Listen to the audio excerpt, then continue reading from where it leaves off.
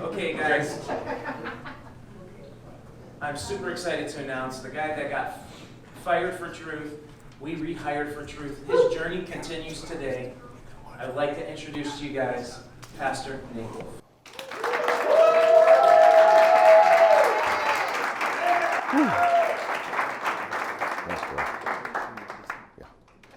All right, I want to thank you guys for coming. I'm very excited about this talk. It's really, thank you, love you too, Rick. You can blame Rick for a lot of this because he was one of the first folks I called after I got fired. And when I got off the phone with Rick, you remember what you told me? He's like, I'm going to call everybody I know, Robbie, Skiba, all these guys. He's like, everybody needs to hear about this. He's like, I'll call you back in a few hours. I was like, okay. And then that was like, whoosh, explosion. Okay. I know the PowerPoint is a little hard to see. And the reason is because I think the switch for the lights turns off all the lights. So we've got some film going on here, so we don't want to mess with the lighting. So if you can't see my PowerPoint and you would like me to email you a copy of it, just give me your email address. I'll send you the whole PowerPoint. All right, working on about 5 hours of sleep, but adrenaline pump, right? And the spirit. All right, okay, well, my name is Nate Wolfe. If you're not sure about who I am and the testimony that I gave last night, you can watch the playback on the video. In a nutshell, 2017, spring, I got smacked by Robbie's documentary, A Global Lie, and went down the rabbit hole with Flat Earth and was preaching in the Toledo area for about 7.5 years. Found out about this conference in 2018, beginning of August, like less than a month before it happened. Wife said, man, we got to go check this out. It's only about an hour away. I said, yeah, let's do this. Came here, was blown away. We thought, okay, there's a reason why we came to this thing. We just knew it, but we didn't know what that was. What does that look like is what my wife always asks. What does that look like? And so we prayed. Okay, Father, if there's something you need us to do, we're willing, but we have no clue. I mean, we didn't want to move. We didn't want it to be us. We wanted to only do this if this was something that he said, go do this. And he answered that prayer 3 weeks later, not in the way that I would have expected or hoped for, but got a text message on a Friday morning. A text message from the elders said, in an hour, you'll be meeting with us at the building. An hour later, I was fired for association. But a lot has happened since that time. And I've been given a new ministry. And even though my family has been through some stuff, we've experienced some trauma and some loss and challenges, but we're far enough out now that we've seen a consistent faithfulness of the Father to take care of our physical needs, to help us with our emotional issues, and to just continue to fuel us on this journey. So I praise the Father for that. And I want to share a little bit of background here, but I've called this a journey to the Father's truth because most of you, if you know me, you know me as that flat earth pastor that got fired. But I think there's more to the story than that. And when we came to take on the world in 2018, one of the things that was amazing about the conference were the people. And everybody we met were very nice, and we got, we just had a good feeling about the people here. But it didn't feel really like a conference. It felt more like a church fellowship or something, like a family. And of course, there's all these crazy, Torah observant people running around with these tassels and all kinds of stuff that I had no idea about. But I tell you what, there was something about the spirit in this place that was very attractive. And I told my wife, I said, well, I don't know what all this stuff's about, but these people seem to believe that it's the truth, and they have a joy about it. And it was different from what a lot of people told me. Oh, well, stay away from Torah because it's this, that, and the other, and it's legalism. And I didn't see that. I'm like, wait a second. I'm going to go to the horse's mouth, right, and not what somebody says something is. And so we, for the last 10 months, have been on a journey, and I haven't been shy about it. And some of you that have followed my live streams, I've been saying for months, I'm going to vet this. I'm going to be a Berean and study this out. We're going to pray about it. We're going to talk about it.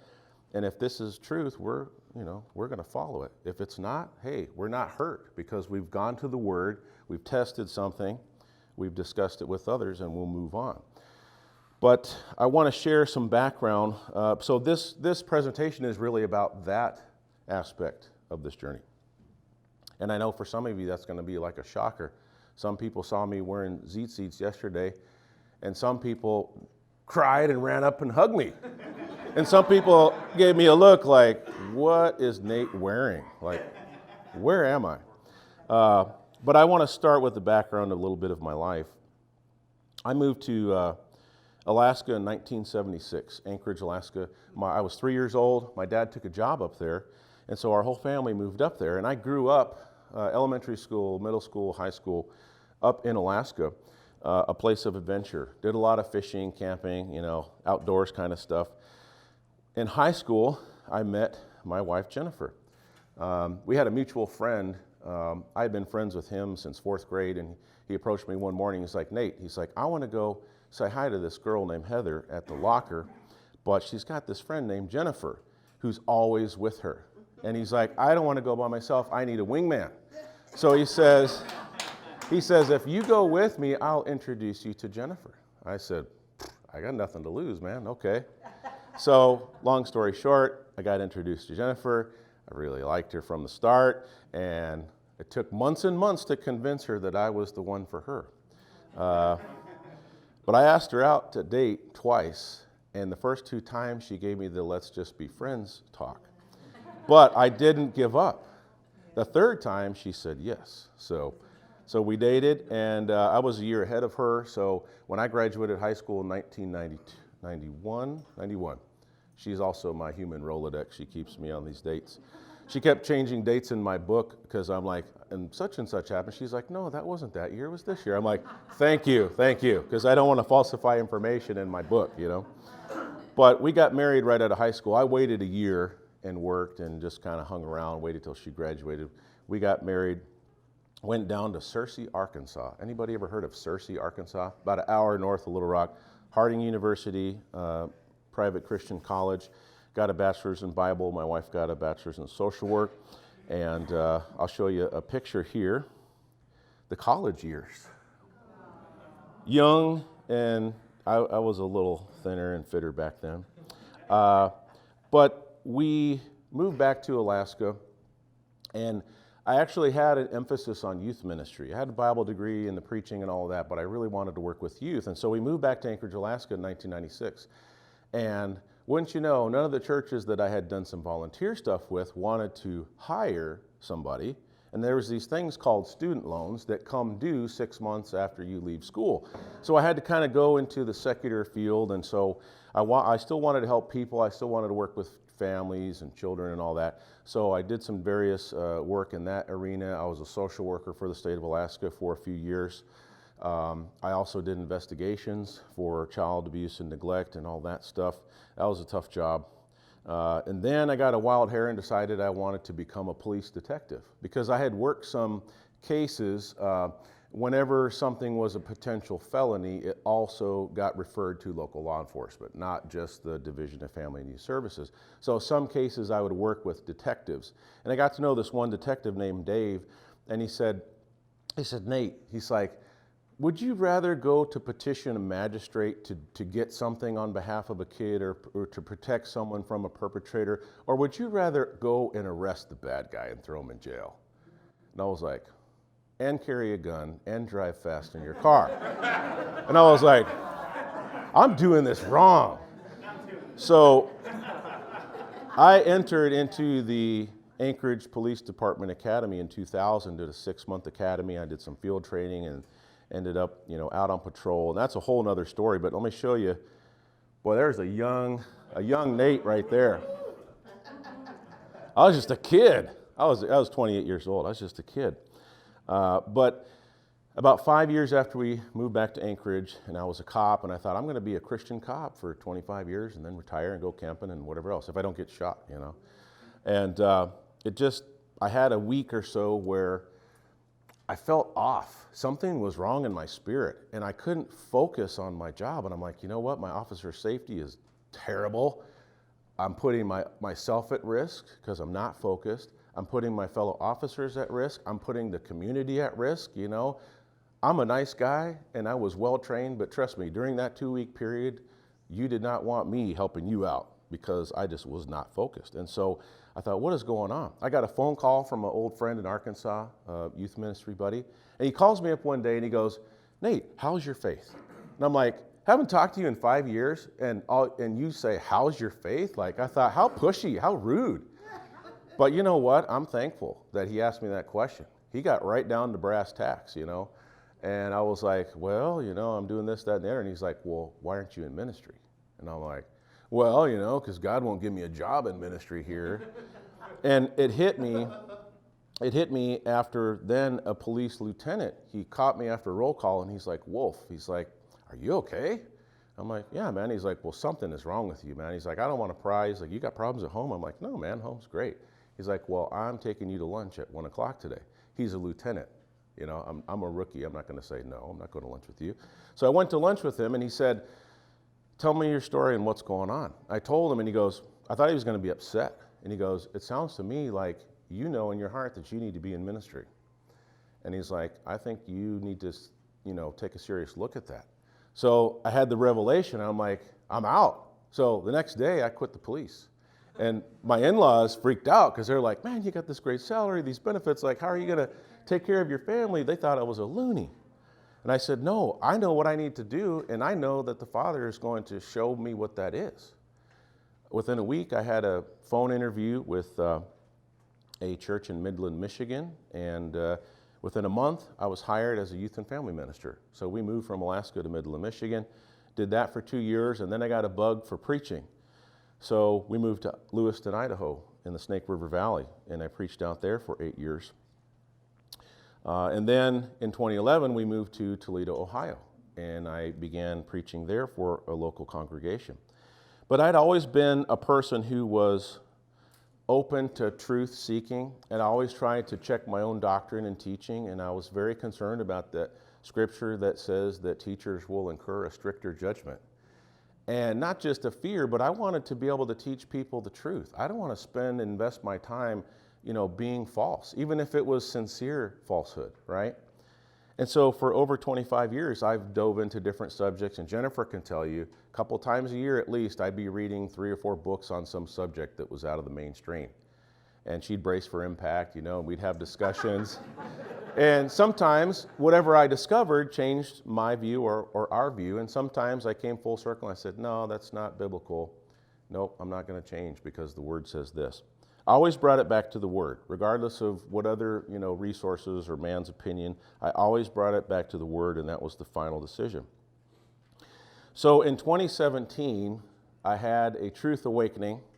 As many of you heard, I was preparing a lesson for a church in Michigan on the flood. They had invited me to come up, and they wanted me to show what was going on with the flood. So I prepared for that. I finished up a couple months early, and so I was on YouTube watching a few, you know, videos on the flood. And all of a sudden, this thumbnail pops up in the sidebar, and it's this global lie. And I'm like, global lie? That doesn't sound good. What is that? I had been in a mindset that year in some of my teaching and preaching. I had been exposing about Satan, about his influence, about deception, about truth. And so I was in the mindset that deception and lies need to be exposed. And so I think the Father knew exactly where I needed to be. And this was back when, of course, YouTube was going to give you the good stuff, right? It wasn't buried. It wasn't the false stuff. I watched this video, scripture after scripture after scripture. In this documentary, I'm just like, well, I don't know what's going on, but I can read scripture. And that's, he's sharing truth, but I don't understand, how is this the truth? Like, I've read this 100 times, and what did I miss? So I finished the doc, and I'm writing scriptures down, and all of a sudden now I'm getting videos, recommendations that actually had flat earth in the title. And I'm like, flat earth, what's that? I had made the connection, Robbie. I just like, okay. So then I go down the rabbit hole. And after several weeks, Jennifer's down the rabbit hole with me. And we find out about this conference in 2018, and we make plans to come here. And man, it was crazy. I mean, always been a truth seeker, but Take on the World Conference blew us away. And we prayed a prayer when we left, Sunday night, 11 p.m. Okay, Father, what are we doing here?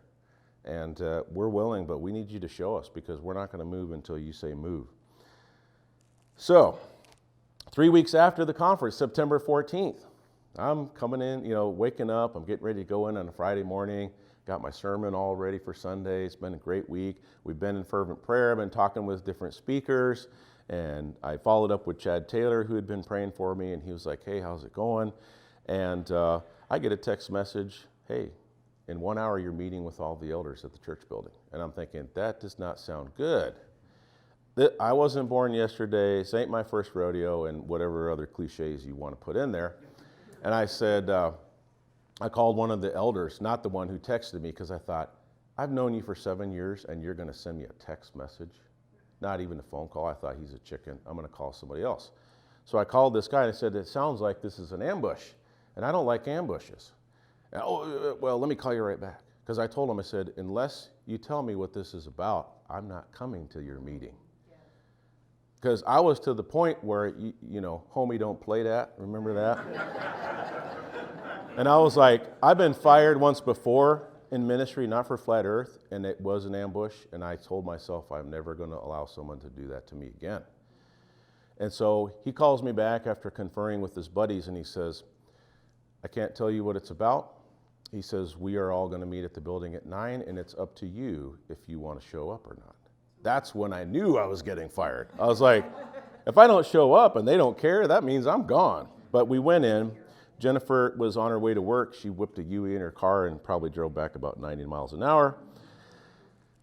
So some of you have been following me on social media and YouTube and even maybe Facebook since that happened. Some of you know who Con Ev Art is. He's done a lot of amazing art, and some of our beliefs don't coincide, but he's a decent guy. I'm going to show you a piece of art. He did a caricature of me right after I got fired.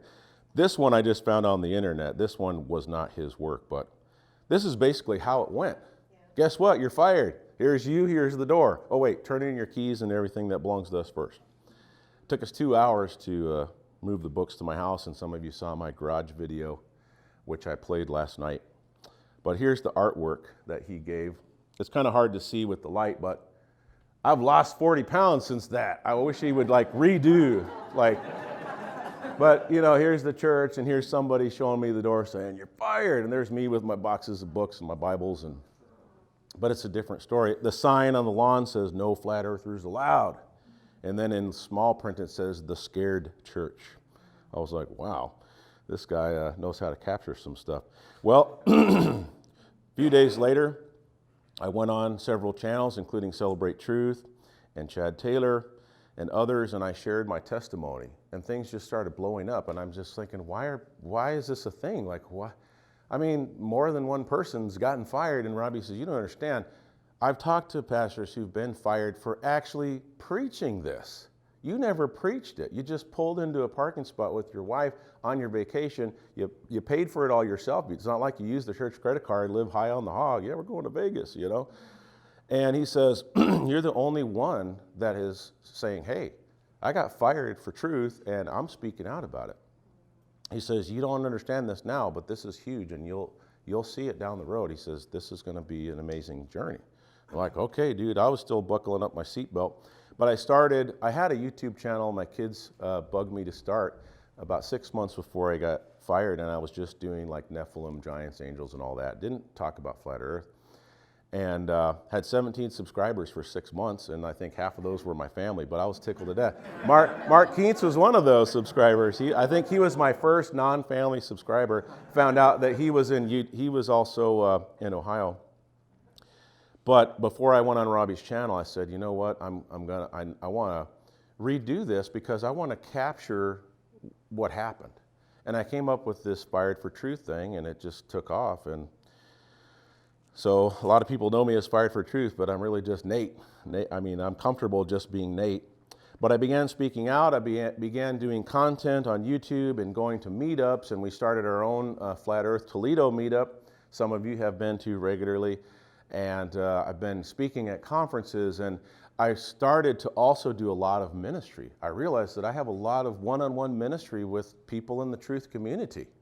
And I thought, wait a second, this is bigger than videos and Flat Earth, but now I have a renewed ministry.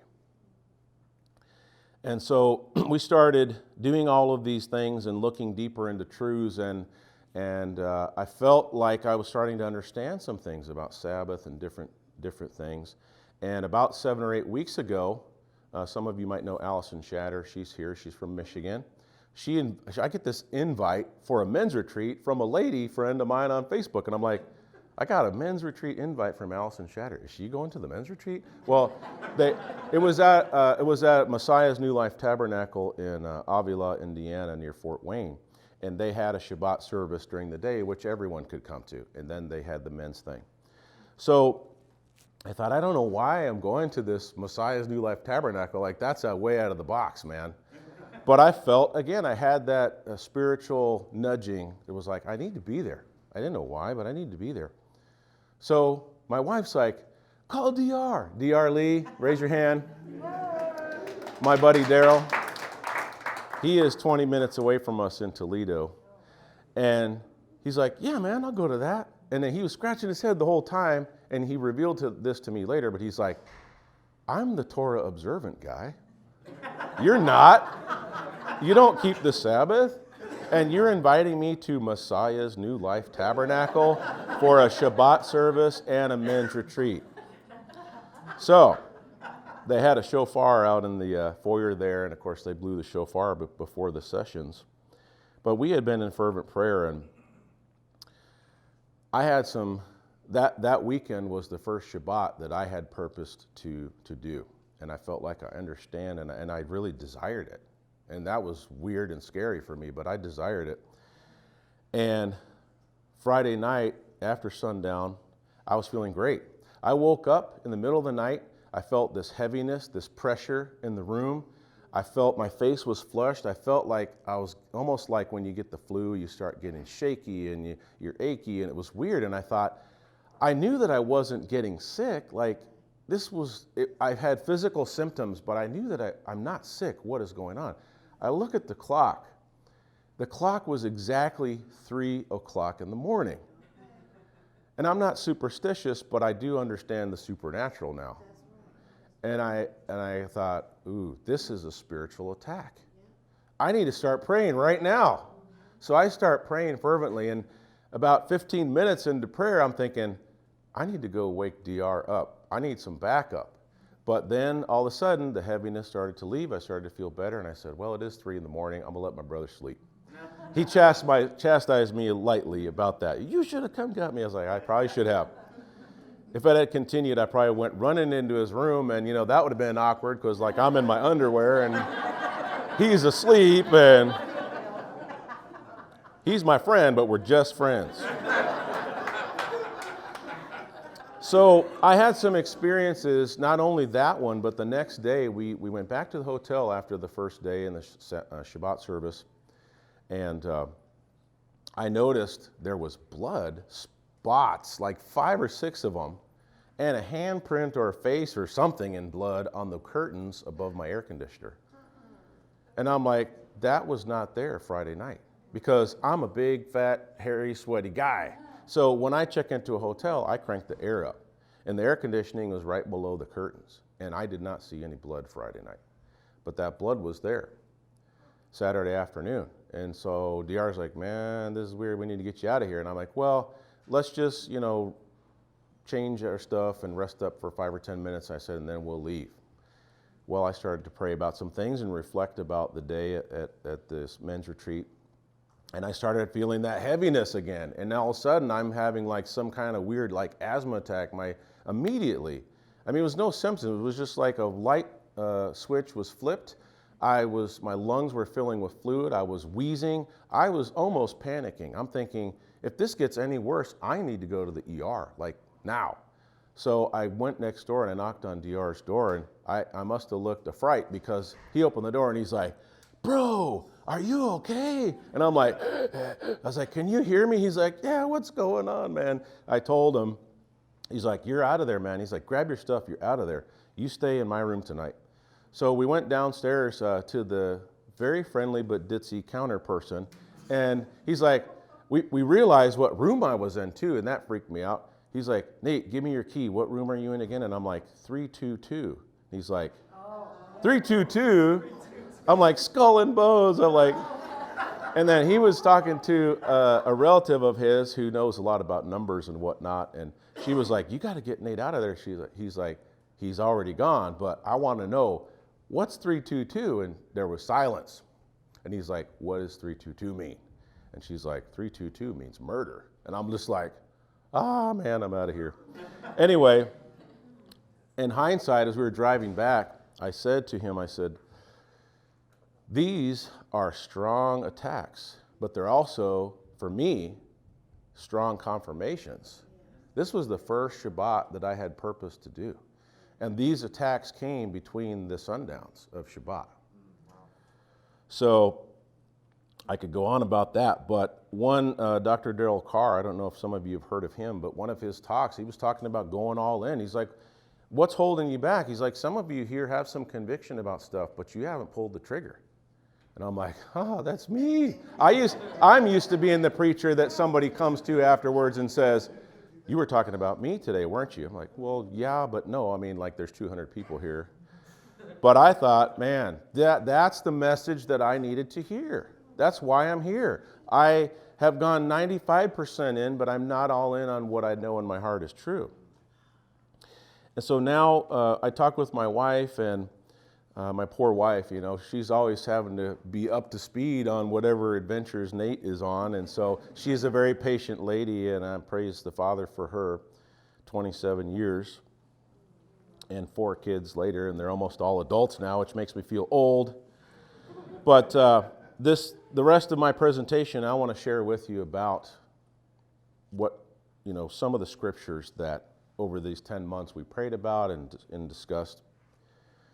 Jeremiah 29:13, and you shall seek me and find me when you shall search for me with all your heart. So this had to start and finish with an all heart thing. I always loved this verse, talking about the Bereans. For over 20 years, I wanted to be a Berean. I wanted to be somebody that when a person said, hey, this is what the scriptures say, I wanted to check it out for myself. And so I treated this no different than any other truth journey that I had been on, except for fervent prayer. There was fasting involved. There were some of these other amazing experiences that I had. How about this one? Most of us could probably quote this one in here. But I was like, all scripture. Now, when Paul wrote this to Timothy, what was scripture? Wasn't the New Testament. That was kind of like baked my noodle. I'm like, wait a second. All scripture is profitable for all these things? Like, okay. Man, I'm not even paying attention to the time. Okay, keep going. Preach on, brother. How about this one? Now, 2 years ago, I had struggled one day with this verse. Something struck me about this. I'm like, I was looking in my Bible software, and I'm like, first day of the week, and I look in the Greek, and it says Sabbaton. I'm like, I'm not a Greek scholar, but I know what Sabbaton means. It means Sabbath. And I'm like, first day of the week, but yet it's Sabbath in the original language. And of course, I went to some commentaries so they could explain what was going on. And they had an explanation for it, but it didn't sit right with me. I'm like, that sounds like a bunch of hooey.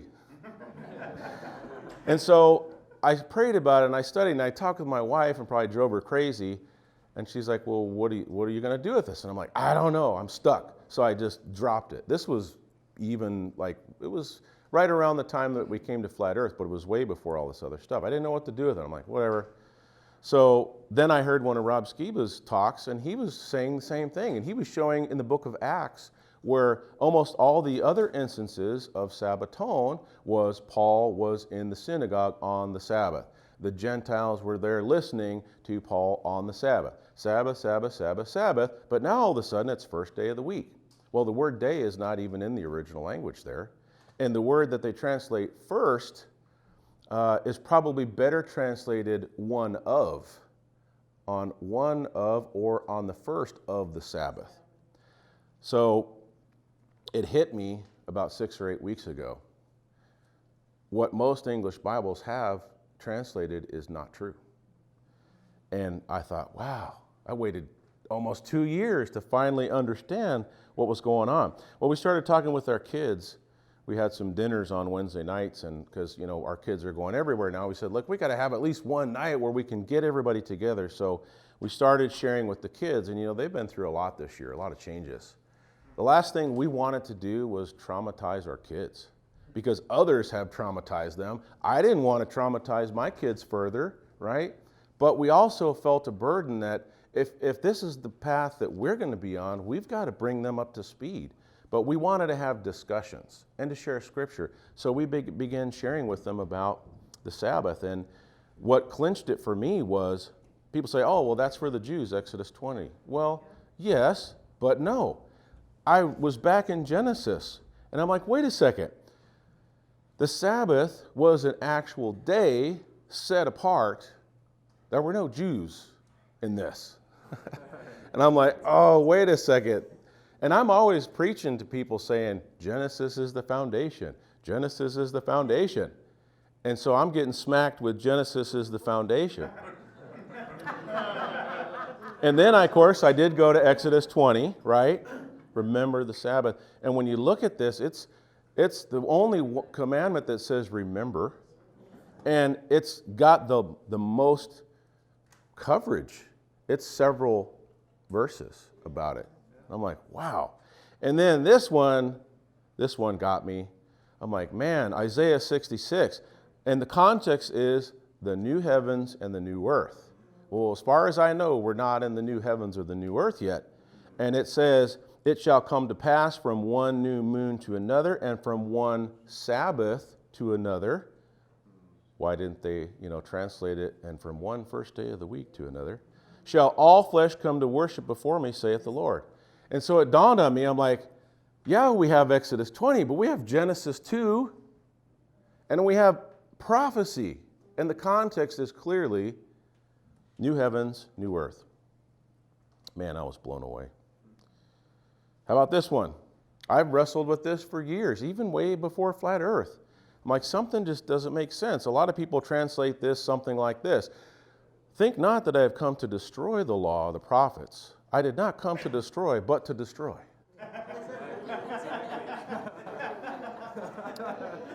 This word, this word fulfill, it just has a different meaning than I ever realized. And man, I'm just preaching from the heart. I've ignored 2 pages of notes here, just looking at my PowerPoint. But another scripture that's related, and this is in English, for Christ is the end of the law for righteousness to everyone that believeth. Man, I believe that was true. And then I looked up that word for end. And do you know, even in the Strong's, the first definition, it can mean the end of something, but the very first definition, even in the Strong's, are you ready? To set out for a definite goal. To set out for a definite goal. So, think not that I came, to destroy the law and the prophets, but to fulfill. For Christ is the end of the law? No, Christ is the goal of the law. He came to show me how do I walk out the Father's Torah, the Father's instructions, right? Now,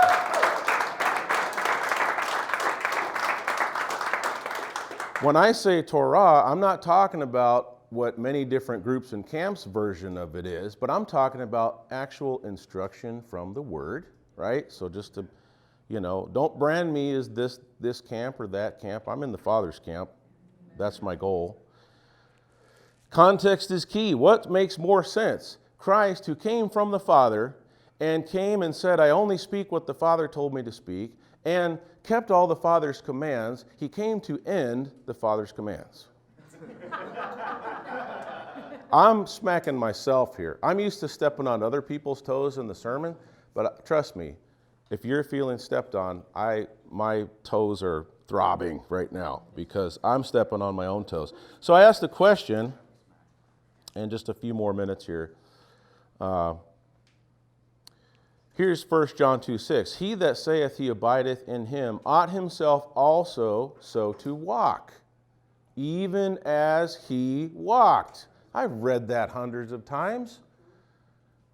I was not walking, I was walking as he walked in many ways, but I was not fulfilling this, I think, in the true full context.